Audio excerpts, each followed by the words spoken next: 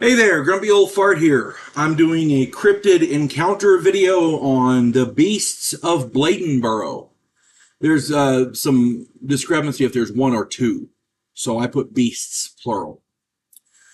Most times cryptids are content with allowing themselves to be occasionally glimpsed or leaving tracks or some other innocuous and insubstantial evidence of their passing. Lately they started getting hair samples and finding out it's a bear or whatever. Or, then there's the ever popular inconclusive results for DNA testing. Yeah. In January of 1954, a cryptid burst onto the scene in Bladenboro, North Carolina, which made a significant splash by murdering dogs. Yeah. Murdering dogs. For those of you who don't know, North Carolinians love their dogs. Everybody loves their dogs, but most dog owners do. But in North Carolina, it's taken to a whole new level. I've seen North Carolina hunters put their wives in the back seat so a favorite hunting dog can ride up front. I've seen all-out murderous brawls break out over an insult to a favorite dog. They love their dogs. You want to insult a North Carolina hunter? Insult his dog. Not his wife or family, his dog. I've seen it firsthand. Before I get into this, this is going to be a different kind of cryptid story. But before I get into this, let me, if you enjoy my content, it would really help me out if you'd hit the like button, subscribe to my channel, share my content on social media, and post a comment or two. Remember, I welcome your comments, even if you disagree with me. If you enjoy a good book, check out my author page on Amazon. My pen name is H.L. Anderson. You can find all of my books there. I like to think I write good stories that make you think. I wrote a 3-book science fiction Western series called Drifters. I wrote a fun story about a house in New Orleans where the monsters all hang out. It's called The House Off Farrago Road. I've got 2 of them written so far. I'm working on the 3rd. They're science fiction, futuristic space warfare type thing. It's a study of humanity from an alien perspective. As I said, I'm working on the 3rd. The first one is Vanguard 1. The second one is Task Force Terminus. And I wrote a political fantasy called The Righteous President. Hope you get them, and I hope you like them. The beasts of Bladenboro, people had reported stuff for years, but nobody had really taken it seriously until it started killing dogs. So here we go. Since North Carolinians, especially the hunters, love their dogs, when these dogs showed up dead, the North Carolina hunters were outraged, and rightly so. Somebody come after my dog, I'd be, yeah. Anyway, these dogs had their skulls crushed flat and their tongues chewed out. Upon cutting the carcasses open, it was discovered that the dogs had been almost completely exsanguinated, drained of blood. This prompted local newspapers to call the cryptid a vampire beast, a vampire killer, or the bleeder beast of Bladenboro. The sheriff called the cryptid a mad wolf, but few bought that. Everyone basically was thinking the same thing, vampire. Posses were formed to aid the sheriff in searching the local, sorry, I can't read my own writing, the local forests and swamps, but none of them found anything.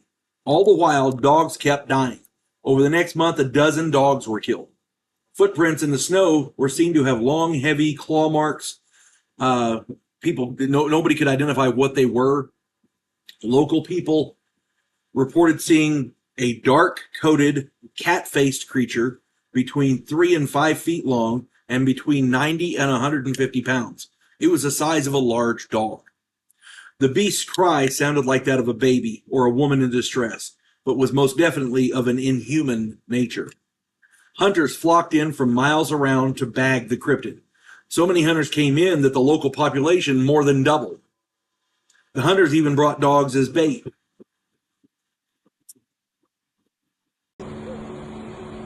Sorry about that, washing machine. They even brought dogs as bait. One of these dogs was dragged off into the swamp by the creature, within earshot of a nearby hunting party, but they could do nothing to save the dog. No large cat description fit this creature precisely. Many theories were bandied about, but none of them quite fit fit the thing correctly either. One veterinarian posed the theory that it was an escaped watchdog on some kind of possibly rabid, bloodlust-fueled killing spree. Many turned to humor, and the local theater owner, who was also the mayor of the town, ran the movie The Big Cat, a 1949 action movie about a puma. He took out newspaper ads boasting viewers could see the cat on his screen in Technicolor. The cryptid nearly attacked a woman, but her scream seemed to stop the creature. Her husband ran outside and the thing ran off. The woman described the cryptid as a big mountain lion. Later, examining the tracks, it was noted that there were 2 sets of tracks. This prompted one local newspaper to theorize that the vampire may have a mate. Eventually, the sheriff called off the great hunt, and the hunters all went home. The sheriff noted multiple incidents where the hunters had become annoying and were dangerous. Apparently, not everybody practices safety in the woods. Local newspapers ran headlines indicating the vampire beast had won. Soon thereafter, a 35-pound bobcat was killed, along with a similar-sized cat, which was possibly a leopard or ocelot. People figured one or both of them were the beast. Then, people began finding pigs and chickens which had been violently killed. The beast was back. Almost 1 year to the month after the original beast attacks, the attacks stopped. Livestock continues to be attacked. Don't mistake that. But they are identified as normal losses to standard local predators. There wasn't anything unusual about them.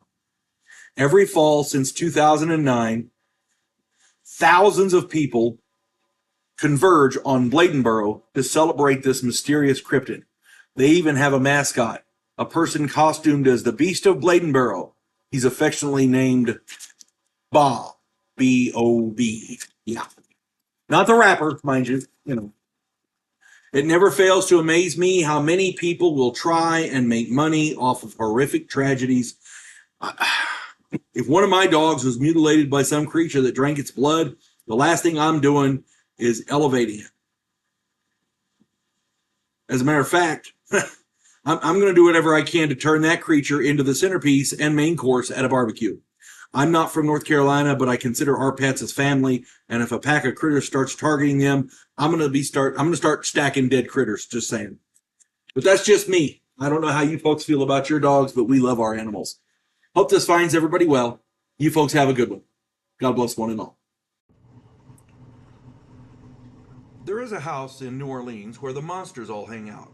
When the police detective, who happens to be a skinwalker squirrel, uncovers a plot by a paranormal perpetrator, he has to enlist the aid of his fellow housemates. If you enjoy a modern, quirky take on historical mythology, check out my new original novel, The House Off Farago Road.